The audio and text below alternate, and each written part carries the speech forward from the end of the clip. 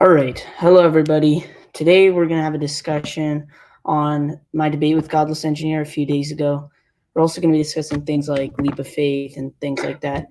All right. Hello, everybody. Today we're going to... Oh, it's playing from another tab. So, yeah, we're going to just discuss things like that. This is Basilean. He contacted me on via email, wishing to have a discussion or debate on this channel. And yeah, for anyone wondering what the name means, it means royalist, things like that. So yeah, let's begin. So when we're having a debate on religion, I generally brought up more existential arguments, and Godless Engineer was bringing up things like crime and studies like that. So I brought studies. There's one called "If You Love Me, Keep My Commandments," a meta-analysis on the effect of religion on crime. I brought up other studies which found that a correlation between higher religion and lower crime rates. But what Godless Engineer was kind of stuck on was that countries with higher levels of religious saliency tend to have higher crime rates. And this was, by the way, this wasn't even true to begin with. If you actually look at studies done on countries, like there was a study done on 13 different countries, and it found that the 13 industrial countries that had higher levels of religious saliency tend to have, generally speaking, lower crime rates.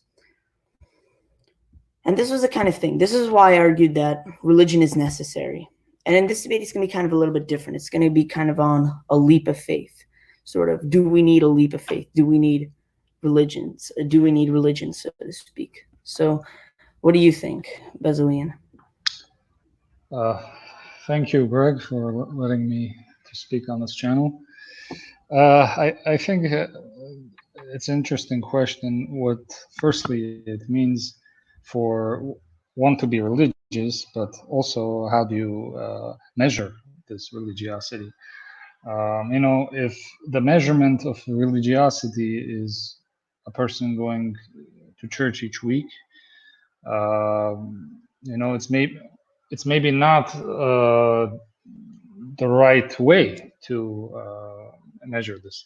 So, for example, a person can go to church every day, every week, but being, let's say, an evil person. This is all possible. And I think, from what I've seen, the way they measure this religiosity is based on these statistics. So for me, the first question is what it means to be religious, and is there even an objective way to measure that?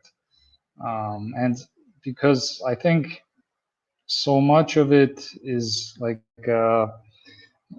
it's a very complicated metaphysical relationship that I am not even sure you can, with a few questionnaires, determine one's religiosity, and not only that, compare religiosity of one person to another person. Like, how can this comparison be made?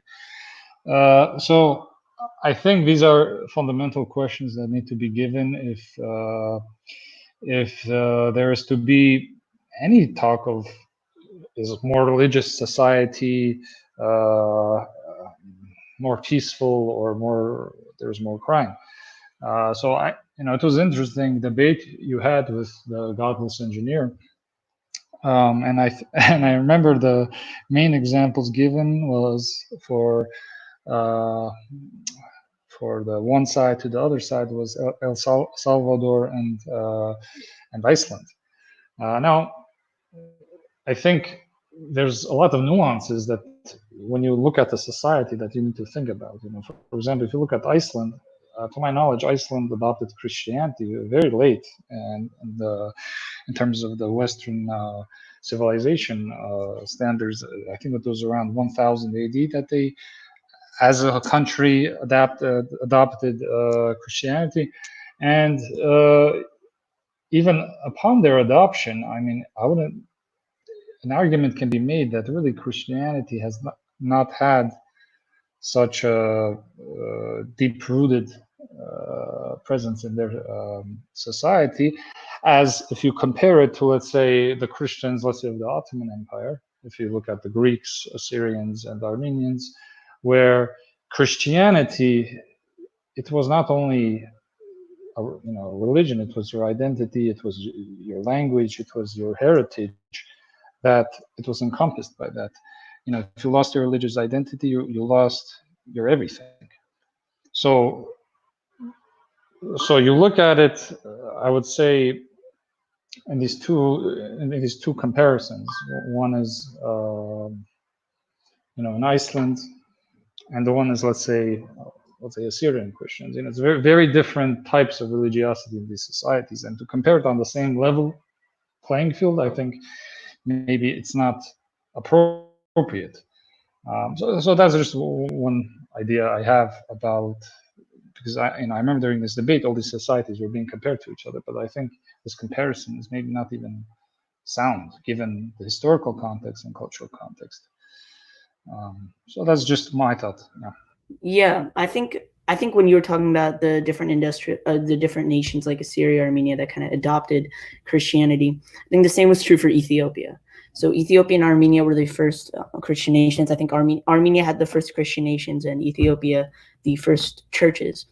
And after Ethiopia adopted Christianity, it became a quite prosperous nation, as far as I know. There was, I think, before then it was sort of they had primitive tribes in the southern and northern part, but now they don't have now. But after they adopted Christianity, it completely changed. When people took a leap of faith, I guess they kind of got this awakening. And it's also empirically proven. Like the atheists could say, no, that's just a primitive example. We don't really know how much prosperous they get. We can't measure it. But if you actually look at a study done by Lee Ellis, it found crime and religion in international comparison amongst 13 industrial nations, which found that people who took the so-called leap of faith, so to speak, or have high religious saliency and place religion as value in their life, that helps them. I also brought up the study on when people take a leap of faith while having mystical or spiritual experiences. When people had those things, they developed better. What happened with them was that they had they had spiritual significance, they had developed meaning in their life. They got away from the so-called existential crisis that plagues our current humanity. Those who have religious experiences and convert off of that, generally speaking, live more meaningful lives.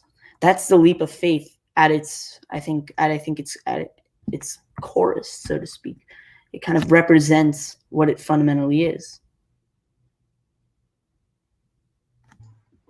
I think one interesting thing, or maybe one interesting direction, angle that can be taken to think about this leap of faith, it's in a way what you could say differentiates humans from animals. Because if you think about even the most complex animals, they have pretty complex feelings, but you cannot imagine an animal taking such a leap of faith. It's I would say it's really what makes humans human, and is that ability to do that leap of faith. Because in essence, without that leap, without making that jump, you really are confined to your local world, and you cannot, and in that confinement, it's much difficult to think about what is what is beyond, and what is beyond in your life. So I know, I think this is one interesting differentiation that you could say. I would also say, related to the leap of faith, that is that when you make this leap, what you are trying to do is if you look at, let's say, the ancient world, how was during the ancient world, you had in a way all these localized gods, right? You had the sun coming out, and this was a god. You had thunderstorm. This was a sign of an of the anger of God. So in that time, a leap of faith was, it was very, you see it with your eyes, it's, I mean, of course, there's thunder, this is anger of a God. I mean, there was that gap to make that jump was much smaller. And I think as human intellect and scientific advancement has increased, so it has brushed off the dust of the magnificence of what it means of faith in general. And I think this is one of the biggest, people sometimes say with scientific advancement that goes against faith, but I would say the opposite. It only brushes the dust of the magnificence of faith. And yes, that leap becomes much more real over time. Yeah, definitely. I think it does separate. If you read The Everlasting Man, Chesterton kind of talks about this differentiation between humans and animals. It is a very important distinction to make. When you look at chimpanzees, though, let's just say they do have traditions. I talked about this with Godless Engineer, but again, I don't think that they necessarily could create religion. Religion is a very new thing, so to speak. Neanderthals did have it too, which is an indicative that it is very kind of important biologically to sustain a society. That's kind of what I was talking about with him. They believed in an afterlife. And by the way, I made the mistake of saying gold and silver. They put gold and silver. They actually put flowers on top of dead Neanderthals. So it is clearly something that is kind of new, evolutionarily speaking. But I do think Neanderthals and humans share it, and that makes it so important that it is a distinction between humans and animals, but it is also kind of ingrained in us as well. And that's what I think makes religion so sort of special in the modern world. Yeah, if you think about the boundaries through which this leap of such a faith goes through versus the boundaries that, even an advanced animal, non-human, will go through, it's such an enormous gap.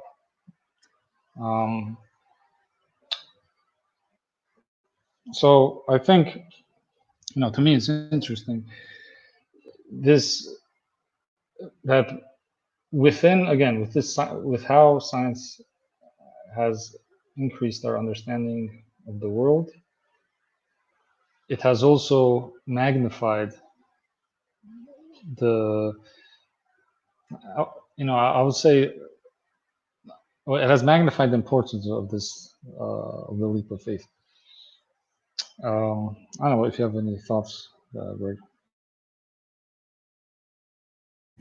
It certainly makes sense, the hypothesis that sort of scientific advancement has helped create this sort of necessity for a leap of faith.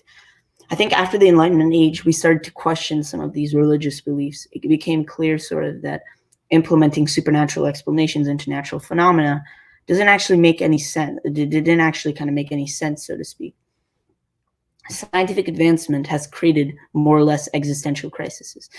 I think it's likely that suicides and depression kind of increased after that Enlightenment age, but it became most magnified. I think, as I was bringing this up with Godless Engineer, and it's that after the internet, after 1999, the suicide rates and depressions have been just skyrocketing because we have all this new overload of information that is given to us. We can access anything with a little bit, with I don't know, 5 seconds of typing and an answer, because everything is on the internet. All the arguments for this, all the arguments for that. So, and there are clearly a lot of internet atheists on the internet, which give these sort of arguments, so to speak, kind of magnify. I don't mean to give them too much credit, but magnify the scientific achievements that we've driven, and then blah blah blah. Therefore, no God. And whether or not that makes sense or not, people have definitely been swayed by that idea. You know, I wouldn't have been so skeptical of theism like a year or two ago had it probably not been for the internet, because the internet has really kind of caused this sort of thinking to kind of come about. And yeah, I don't know, what are your thoughts on that? I think the information age, you can find the information that you want to read, that you want to hear. I mean, it's a sea of information. And yes, oftentimes people are fed information from the internet, and it really bypasses some of the important mechanisms of thinking. So, you can have all the information you want at your fingertips, but if you do not realize certain things within yourself, it's really useless. I mean, of course, it's useful to have information, but it's kind of like you have all these ingredients, but you need to actually make the effort, put the ingredients together, and make something beautiful out of it. You can make something horrible out of great ingredients, but you can also make something beautiful and very tasty out of it. So it really depends on how you mix it together, how you understand it, how within yourself you recognize yourself, and how you're able to assimilate all these ideas and information into each other. And it's not going to be the same thing for every person. It's this notion that every person receives same bit of information, processes it the same way, but everyone's experiences, everyone's beliefs, it's going to digest it differently. And I think this is one of the problems that people don't understand. They also have to, and it all starts with recognizing who you yourself are. And it's not easy. And I think that's why you talk about the suicide rates and everything. Well, when people don't have a chance to really do that introspection within themselves, and they're pummeled with all this information, they can very easily they can sweep them to the side. So, I mean, really, faith is also a part of, it's like a self-liberation also in a way.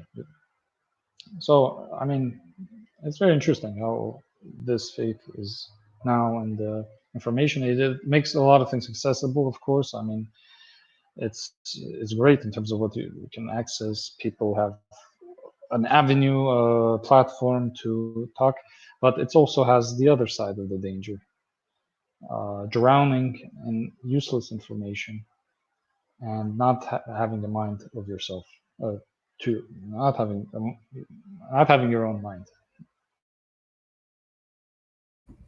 Yeah, the rise of useless information does make people kind of differ sort of in their beliefs. I think drowning in the sea of information has made the lack of thought. This extends beyond religion. It makes the lack of thought on issues and arriving to conclusions based on your own thoughts become a lot less prevalent, which is why I'm thinking soon enough we're not going to have as much creative thinking and kind of making your own idea sort of thing. If you can just Google what is x squared minus 5x plus 6 equals 0 equal to, you can just get it off of one click.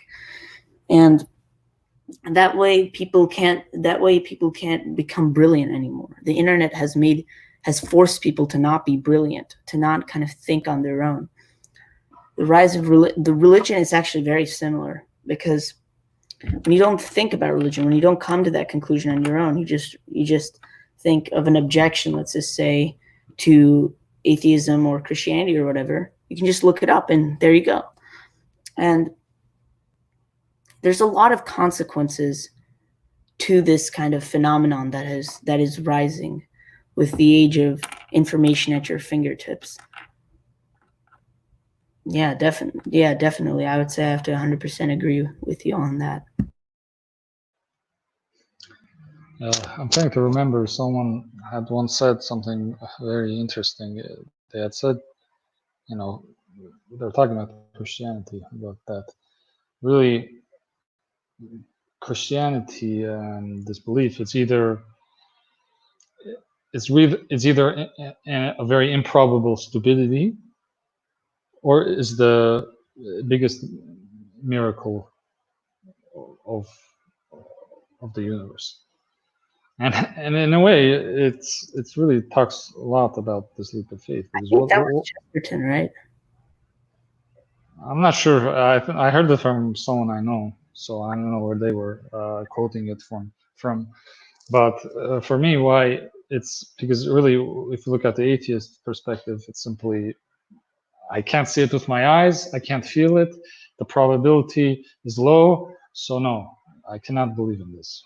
Okay, sure. I mean, I'm not going to judge you. Okay, you can, if you want, you can only believe things that you see, that you can only prove from a scientific experiment. That's your choice. But if I mean, if God can be if God can be proven with a scientific experiment with all this, then it's a self-defeating purpose.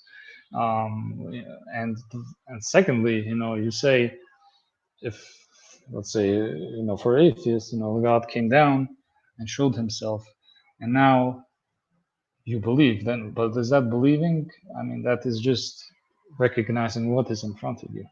And it really makes a lot of things useless with that. So it's a certain, and I think with that, the quote that the person said is essentially, I mean, you're believing, yes, you're believing in a miracle. And yes, if you go through, let's say, a scientific process, like in an experiment, I'm sure the probability can be seen as low. But that is the whole point. And the whole point is that you have a key that really unlocks the wisdom, that unlocks the soul of humanity. And that key is not going to come from the inside, it's going to come from the outside. And if it came from the inside, the key, it would be very much different. So I know this. I think about this quote a lot, and I think it represents how big of a leap that is, because it's really from an improbable stupidity on the one hand to the miracle that really puts everything in place for humanity. Yeah, I'd have to say I completely agree. Again, it's about the fact that you kind of have to accept it. It accounts for all of your existential needs, and it's at what is the core of existential apologetics, which is to say whether or not Christianity is an extreme improbability, nonsensical, stupid, etc., it does fit with all of your existential needs, and that's the desire for meaning. What differentiates Christianity from all the other religions is its existential coreness. I mean, let's just say, what happened when Jesus was crucified? People were like, this guy's crazy. He just said he's the Son of God. So theoretically, why is he getting crucified? That was nihilism. That represented nihilism. That was when everyone, including his disciples, were like, yeah, I do not believe him. He's just full of nonsense.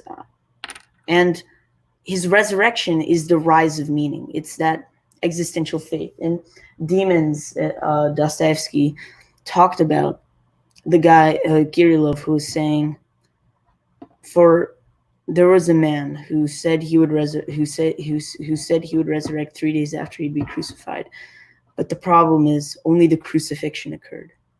He says, and that's his nihilistic element. He committed suicide afterwards because now he decided, because he founded the resurrection on all of meaning. The resurrection didn't exist for him. The same was for Stavrogan. There was no resurrection for them. There was only the crucifixion. And that crucifixion is what separates it from all the other crazy fundamentalist religions. And that emphasize a resurrection or some prophet who just comes, takes over all of Egypt, all of whatever, and then he rises to power. And that's why he is the prophet. But this is very different. The crucifixion represents all of our existential concerns, all of our skepticism, all of our doubt, right? Yeah, it's interesting. I think you explained through it very well. I'd say, one of the things, if I look at the other religions, is how is in those religions, how is like sin closed? I know it's the sin paid for, in a way. Maybe paid is not the right word, but it's through through the crucifixion, a price was paid to close the sins. If I look at the other religions, I struggle to find it. I see a much different relationship between man and God, and I see a relationship that is much more, man is much more oppressed by the weight of sin. While in Christianity, that price has been paid, but it's a consistent I would say fight for liberation of you from that weight of sin, and it's an internal struggle. But you have the keys to implement. You have the example, right? Of course, you have the example through which to process that liberation of yourself, and that never-ending cycle, that cycle of cleansing to approach the one is much more palpable. The most is in Christianity, and to me, this is the defining feature of it. And maybe my explanation is a bit abstract, but I think I'm coming from it from this higher level.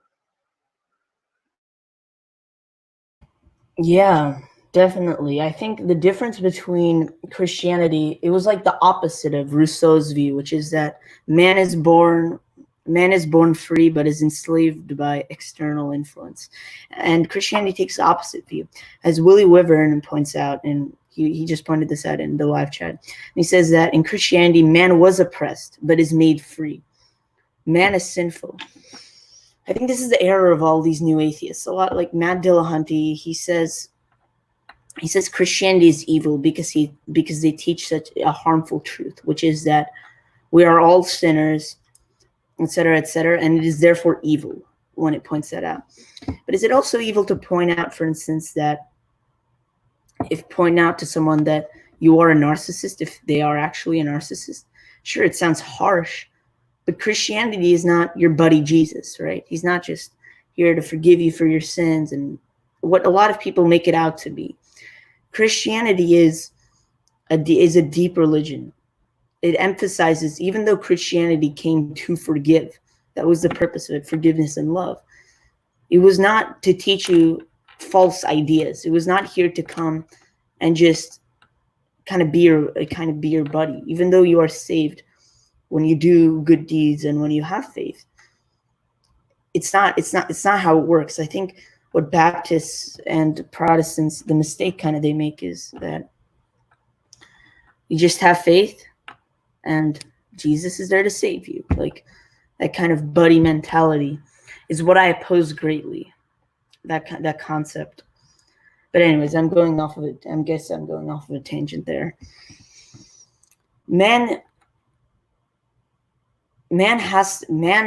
since man is oppressed and has to be made free through this, it's again the liberation, the morality, and those things kind of intertwine, even though they seem like opposites, like liberation and morality. Morality does indeed liberate you.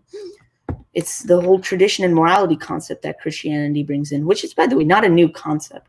If atheists are going to say, well, that's not new, polytheists do that, this do that, I can make up a worldview that does that.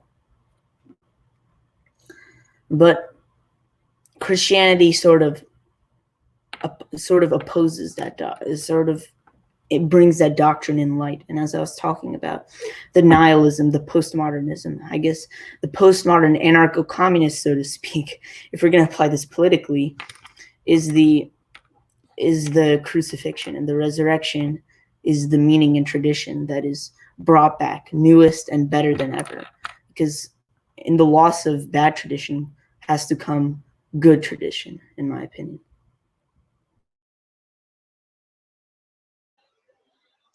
Yeah, how these, I guess, internet atheists view in religion, how they view Christianity.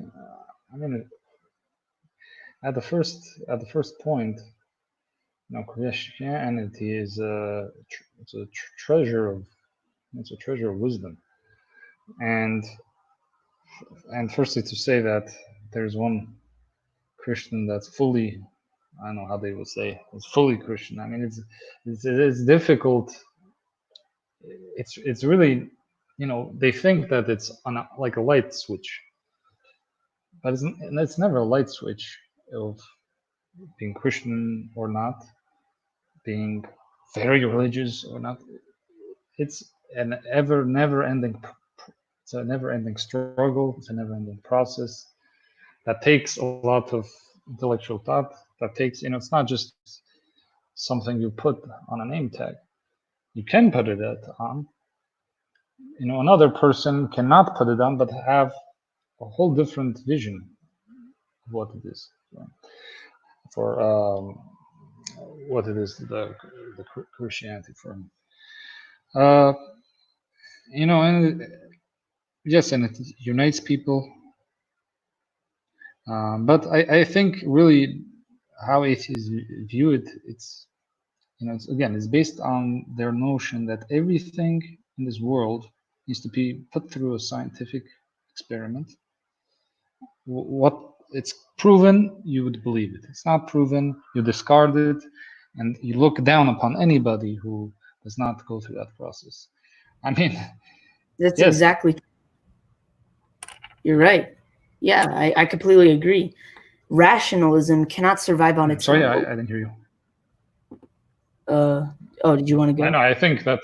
No, I'm just saying that I think a miracle, like miracle, like the wisdom that comes from the wisdom of Christianity. I mean, it's like putting it through a scientific experiment. I don't think it's just not even possible. I mean, what they do is, they put some bits from the Bible, put it through this experiment, say,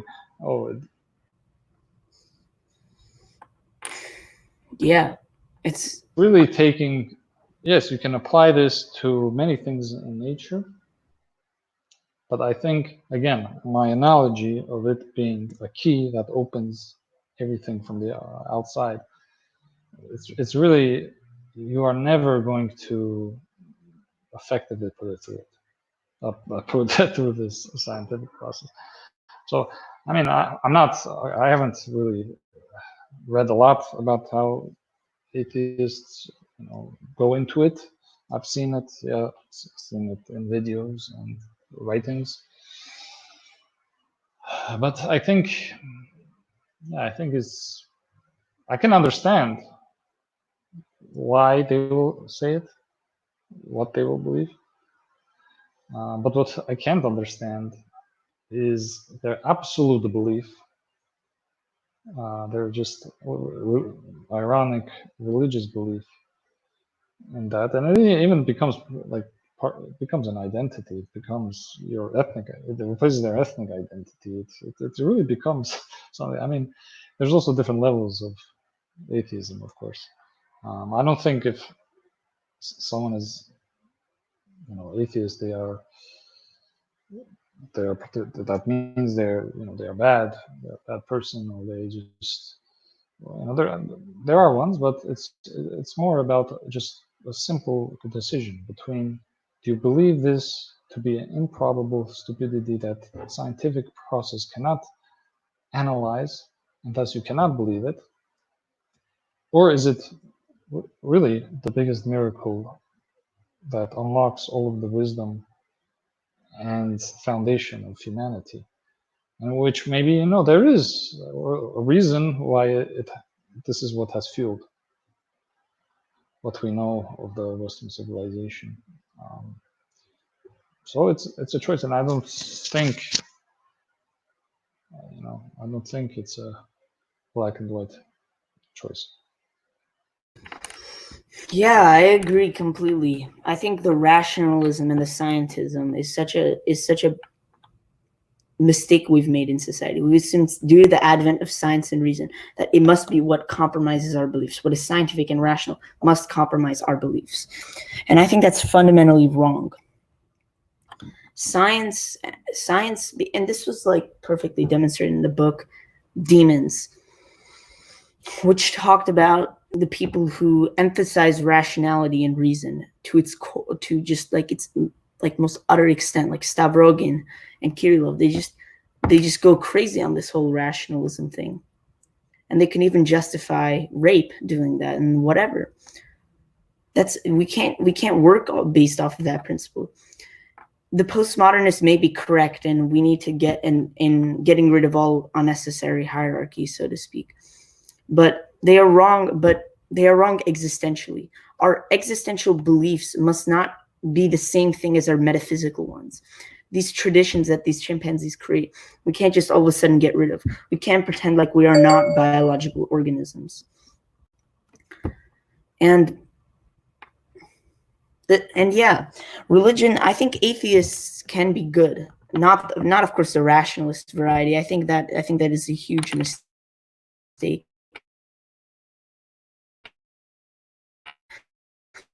Epistemological, the most important, I think there is an important kind of atheist, and that is the Nietzschean atheist, because Nietzsche, he recognized that rationality and epistemology are different things. He just thought that it's weak to believe in Christianity. It's just kind of a weak concept to, it's intimidating, or it's just for the herd. It's just kind of a herd immunity kind of thing, which is relevant to our current dialogue. But I think Nietzsche was thinking that that Christians, they live all their life. I think the one thing he said was that for every breath is a sin, in a sense that a Christian takes a breath and that is a sin. But I think he doesn't realize. I mean, he talks some interesting concepts, but I think he fundamentally misunderstood Christianity, or he looked. I mean, yeah, you can look at the surface level of any religion, and but what does it, really mean, taking a breath as a sin? I mean, if you lack this introspection of yourself and of where you deviate, and not even, let's just talk about your self-introspection of where you deviate, and you rather that you say, whatever gives me power is what drives me forward.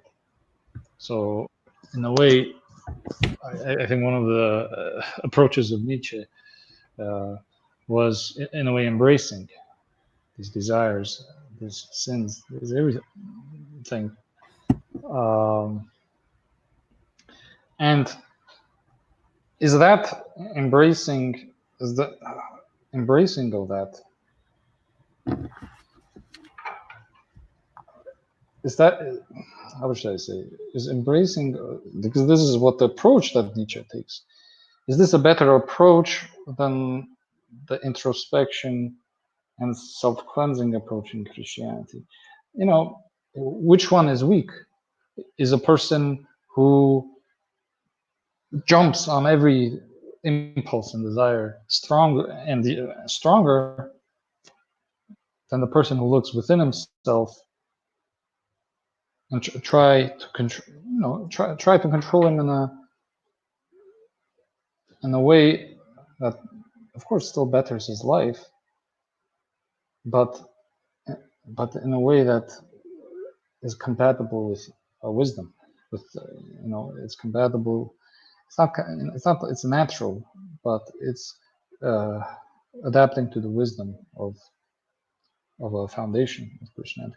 So it's there's all these questions. You could say maybe at the surface a person who gives into this thinks, it's really also you fall into the swamp of hubris, which you think you have no sin, you think you are unstoppable, you think you are the Ubermensch, and you're not a camel. So you have liberated yourself from all dogma or sin. You can do whatever you want. You are God. That's where it gets to. Yeah, I think the error of the new atheists has always been it's kind of the hubris that they have enacted. Even atheists are kind of skeptical of that. Like, I am right. My science and rationality is all that matters. There was this guy, his name is Ray Comfort. I don't really like him that much. But he went up and was talking at the Big Bang or whatever. And he asked what happened from the Big Bang. And then he said, I think evolution and science happened. He was like, no, what's the cause? And he said, I believe science and rationality. It's this kind of almost comical emphasis on those two things that makes them never get anywhere. They talk about that sort of thing. Yeah, this Ubermensch concept is so fundamentally arrogant and so fundamentally kind of, in some sense, just sort of. Well, it's the only way because there's no God, right? And so the only way to do that is to make yourself God. So to fill that gap, you have to make yourself God, and that is gonna fail, of course, in every case. I think personally it failed in Nietzsche's case in terms of what happened in his later life. But I mean, in a practical sense, it's always going to utterly fail. And a lot of people have tried this, from political leaders to etc., make themselves God. And again, that's what I think. That's what I think. He thinks of these people, these camels, as with all this burden. But it's every human is going to have a burden, and if you ignore that, you may call yourself Ubermensch, but that burden is gonna make you fall down, and the camel will walk over you. So in that case, I'd rather be a camel than the Ubermensch that has fallen on the ground and cannot get up. Of course, don't enter herd mentality. But Christianity is not about the herd. I mean, Kierkegaard, his works are just so fundamentally deep. He talks about how he was so against the herd mentality that Christianity sometimes exhibits. And he was talking about why your relationship with God must be individual. Your relationship with God is not one that is brought through tradition. It's just, Kierkegaard had this quote where he was like, I was thinking as an existentialist, and then it just came to me, and this was satirical, and he said, it just came to me. The meaning of life is to be a high court judge, marry a well-off family, say your prayers before dinner, or things like that. And he just realized the error of that, and it just refuted Nietzsche's, I guess, kind of straw man of Christianity, which is that that's what it is, when I don't think it is at all. Your relationship must be individual, because otherwise you are falling into that herd mentality that Nietzsche is talking about. but also not being an arrogant Ubermensch. That those two things are the errors that we have had in our society for such a long time. And it's important to kind of characterize this individual sense of identity, sort of with God. Yes, I think the individual relationship is important, but I also think that community is also a fundamental aspect. Of course, you have the church community, for example, that's how it started. And it is through a community of people that are seeking, they're in the same overall struggle as you, and you're united in that struggle. So I think community is very important, because maybe in each of these people you see a bit of a reflection of yourself, and they see a bit of a reflection of them in you. And without that reflection, the perspective in life becomes much more difficult to obtain. So I think while that individual obviously starts from the individual, but it is reflected through other people as well. And that's why I think the church community, the family, and you can go from the layers all the way to the ethnic group. So you go into these layers of community. But yeah, it really started. You could say that the disciples at the Last Supper, it was maybe the foundational community. And then all these ancient and all these churches, I guess you could say, are founded, well, not as churches, but these are these communities. So I think it's a dual rule. I think it's a dual rule. When it comes to this herd, it's yes, you can take advantage. If you look at all these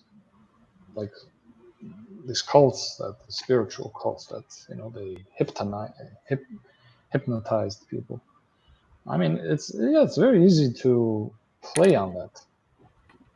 But what happens there's one person thinking. That's the difference. It's not you don't have, let's say, if you have 50 people that are in the herd, one person directing them, is one person thinking for the 51. And that's not a effective. That's not a community. It's one person in a sense. Yeah. So, by the way, do you want to move on to Q&A? There's one important question I think that comes from. Sure. Yeah. Let's go to Q&A. El Greco, what do you think about Christianity being resolved through some kind of reason, a combination of faith and reason, like the Catholic Church? I'm not sure. I think